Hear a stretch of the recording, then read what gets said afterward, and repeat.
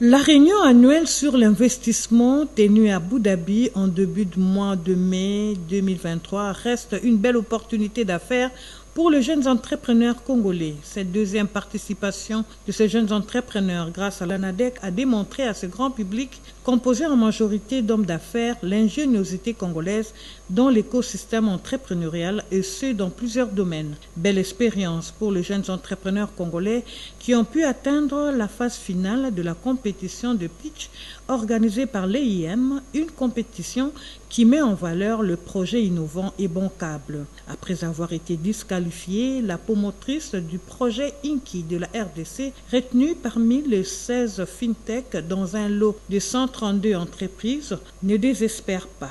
Virgile Mpeti remercie plutôt le gouvernement congolais à travers l'ANADEC pour son accompagnement. Le premier mot qui me viendrait à l'esprit, c'est la gratitude, parce que nous étions nombreux, nous étions 132, mais il faut noter que derrière, il y a eu un travail acharné. Il y a eu une formation, un encadrement qui s'est suivi d'abord localement grâce à l'ANADEC et aussi à Ishango, qui est une start-up d'incubation. J'ai été retenue pour représenter le projet Inki en finale.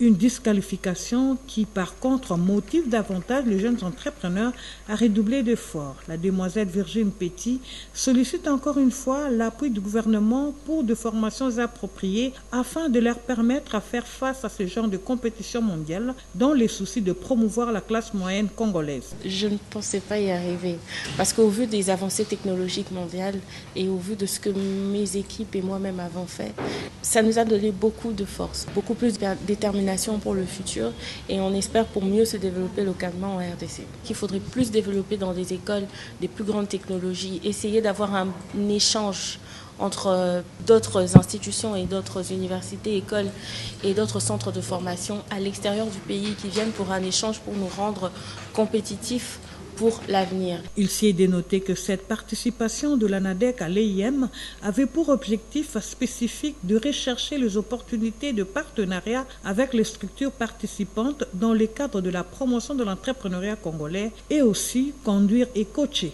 les PME et start-up congolaises.